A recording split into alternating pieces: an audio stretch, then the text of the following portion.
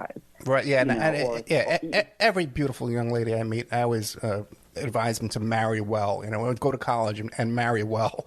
Right. That's, Well, there's no shame in that. There's no shame in that whatsoever. Right. Yeah. Well, and being the mother of 2 children, and I've married the wrong person, and I went for love, and I married somebody who was broke, and somebody who I loved, and it went really sour. It did not work for me. So, and you know what, man? A lot of these rich guys are nice guys, man. There's places in Manhattan where rich guys hang out, and these guys are the biggest schlubs, menches. They're like menches, they call them, nicest guys in the world. They'll treat you like a queen, man. There's no reason not to do that. But let's get back to Jean-Luc Brunell, rather than giving out a romantic advice from the Opera Report. Yeah. Okay, That's another episode. I'm clearly unqualified to do. Give out romantic advice. So let me ask you this. Myself as well. I'm in the same boat with you. I know. Let me ask you this now. What Jean-Luc Brunell? He was facing. Explain to us, because I haven't been following it that closely. Everyone's like jumped on the bandwagon here, so I pretty much taken a step back. I'm working on other things like we discussed before. Right. What was he being charged with? And do you personally know the survivors that he was accused of? I have chatted with a lot of his survivors the moment that the Epstein case kind of started going, because I reached out to them because I knew that I know people also.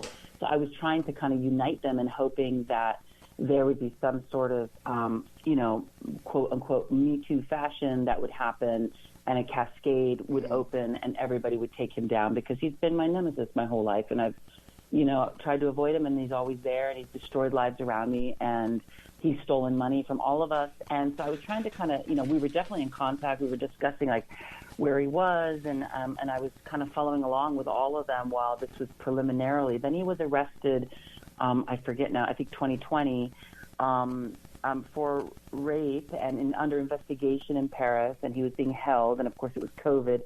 And so they were, I guess, looking for additional, I'm not so familiar with the French. What I know now, because I didn't really realize this till the other day, was they'd put out calls looking for other victims. But of course, in the media, I never saw anything of that really here, to be honest. Even Virginia Guffrey actually put out a plea looking for others to substantiate what she saw. And ironically, I only saw that yesterday for the first time. I somehow missed that, because there's so much going on. And about 3 weeks ago, I actually consulted with lawyers in New York, because I realized that, through my counseling and stuff, that I was also even a victim of his, although I wasn't, a rape victim. I was definitely a sexual assault victim. And so, and even as a minor. So when I spoke to them and consulted with them, all of them, because I realized, because part of the reason that his case was stalling is because they needed more people. And then also the Paris laws. Obviously, if there was New York victims, they could potentially extradite him, and he could really be taken, into the New York system. And that was my goal, was to try to find somebody in the New York world, because he had the agency for years. He was in New York for many, many years, and everyone talks about him in Paris and what he did in Paris. But there's hundreds of victims that happened in New York, and they either haven't seen it or they're too afraid of it. They can't come forward yet. And so I thought, okay, well, maybe I should just go, since I am a sexual assault victim, go to a lawyer and go ahead and take out a case in New York. This was about 3 weeks ago. And I finally consulted, and they told me that during the Epstein trial, they extended the statute of limitations in New York. Yeah. But what I did not know is that they removed them in August or the end of 2021. So I missed it literally by a few months. Okay. There's ways to get around that, okay? We'll talk about that off the air. I want to ask you about, once again, back to Trump Modeling Agency and the Fashion Cafe. What do you continue to tell us about the Fashion Cafe in Manhattan? The gentleman that ran the place then was indicted for stealing billions or whatever it was. Then went to work for Trump. He went to run Trump Modeling Agency, and then Trump gave him a pardon. What can you tell us about all that? Are we talking about Francesco Butti or Tommaso Butti? There's the two of them. I think they're brothers, the two of them. And, of course, I remember that. I was there at the opening. I mean, I wasn't really obviously on that level, because that was the supermodels. And I'm trying to remember who it was that was dating them. I want to say that one of those guys, I feel like one of them married someone that I knew, or maybe I just remember hearing, So I wasn't really privy to what was really going on, but he went to run which one? Trump Models, right? Yeah, Trump modeling agency. Yeah. Yeah. After that guy was after go ahead. after the criminal charges. Yeah. Yeah. Well, of course. I mean, that doesn't surprise me whatsoever. I mean, it's just. It honestly, yeah. I mean, we need to have like a massive flow chart. We really need to create like a wall-sized flow chart because it's so complicated to like track all these things. But yeah, of course. I mean, that guy was a known. I can't remember which one's which because I know it was two brothers basically. But it was. I mean, the guys, they were just scumballs. What about Anthony Scaramucci? Did you ever run across Anthony Scaramucci? Because wasn't there a period of time where he owned a bar or a restaurant that was like a sugar daddy kind of joint? I'm so sure. We're talking about, I mean, it wouldn't surprise me. Let me think. Now, I'm trying to remember what his face looks like. Oh, yeah. No, okay. Yeah, I don't know too much about him, but I'll tell you if I know the name of the restaurant. Was that in that time in there? Yeah, it was all during that time period too. And he was a pro-Trump guy. Trump made him communications director, and he lasted like 3 days. Yeah, and but no one talks about his background as running this. I forget what they called it. What was the name of the restaurant? A sugar baby. Right now. I don't remember. Is that what the name of it was? No. I don't remember what the name was. But the thing is, there was another guy there who was sort of a private investigator and the security expert. He calls himself, who was he used to run the place, and then he became a security expert after 9/11. He's running out all over the place. I'd love to know what the name of that restaurant was. What about back to Brunell? Okay, now. Yep. What do you make of this? Was he? You know the guy, right? It's a drastic life change to wind up from running around for parties and runways and fashion shows to sitting in a jail cell awaiting maybe a 20-year life, to life sentence. Do you think he's the kind of guy that, in a situation like that, would kill himself or? I mean, I definitely think it's 50-50. Yeah. I would take it go either way on that. I mean, of course, absolutely. This guy lived life at the top of the heap. I mean, jet-setted the world with with the most beautiful women and girls, and just did some of the most lurid things. And there was massive drugs for years. I mean, yeah, he could do anything he wanted. To be put from there, where you think you're untouchable into a cell, of course, I wouldn't doubt anything. Plus, he knows what he did. He knew he's guilty for everything, and 1,000 times worse. And I'm going to tell you a little story about him that, I can't substantiate it because it was just myself. And obviously, even if I could, most people I know won't talk. They're just too frightened, And I'm actually working right now. I've reached out to a lot of people to see if anyone will corroborate anything that I've said so that I can, go to a mainstream national. I've spoken to some people at NBC and Miami Herald and the BBC again, but obviously they want somebody to corroborate this particular story I'm going to tell you. But who's going to corroborate that? There's no one around now. So, okay. But at one point, one of the things that I've seen, and I've told people about this before in other interviews and things, I was slated to go. People were always trying to get me to be in the movies, even though I wasn't really an actress because I didn't have the confidence. I love it now. I wish I'd done that. But so I was given the opportunity to be in this movie, and of course it was some low-budget production about a sex addict, so it was going to have 9 sex scenes in it. And I just didn't feel comfortable. Although, if it had been shot by David Lynch or, Quentin Tarantino, it would have been an incredibly edgy movie, and it would be probably great. But the person who was doing it did not come across like that and was totally unknown. He was an Eastern European guy.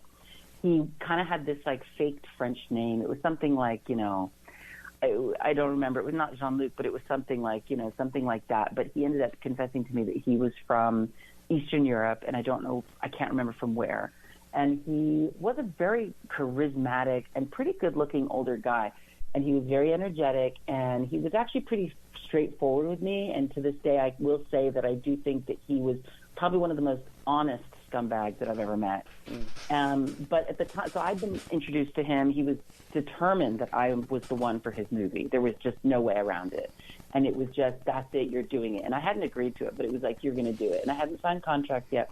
But anyway, he was trying to, schmooze me and get me to trust him. And he really wanted to make a real legit movie, I think. But he asked me to house sit for him while he was going to Europe to go work in Europe, wherever he was going.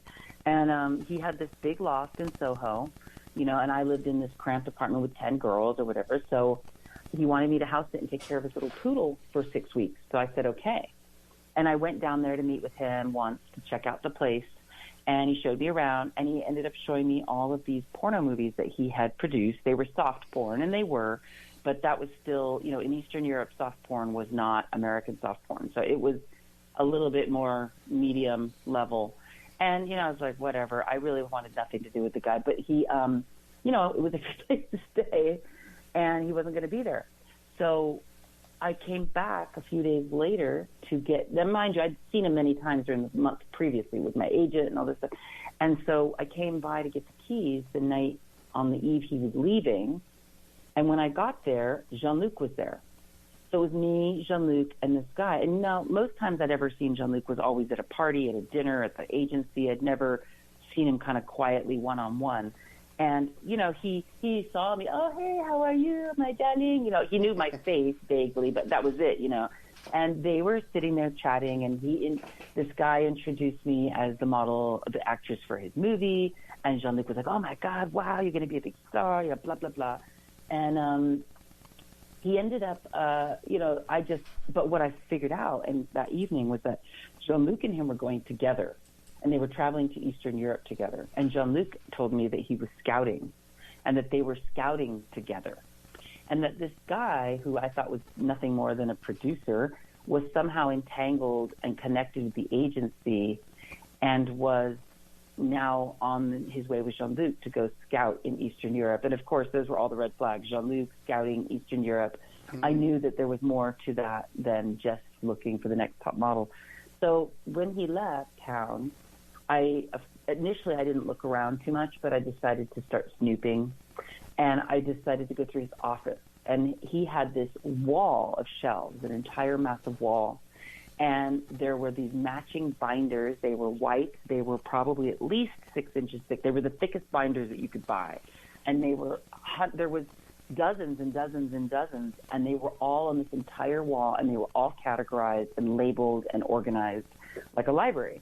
And so I pulled one off, and I opened it up, and I started looking at it, and each and every page and chapter was actually it was broken down by village, and wow, by alphabetical, and I could tell it was a village name because although I didn't speak Eastern, any Eastern European languages, I could see that there was it just clearly said, and I could see the word like Czechoslovakia or like the abbreviations and the town, and then I would open it up, and alphabetically there were these clear plastic sleeves, and each book must have had hundreds of girls in each book. Each section, each village would have like 20, 30, 40, 50 girls.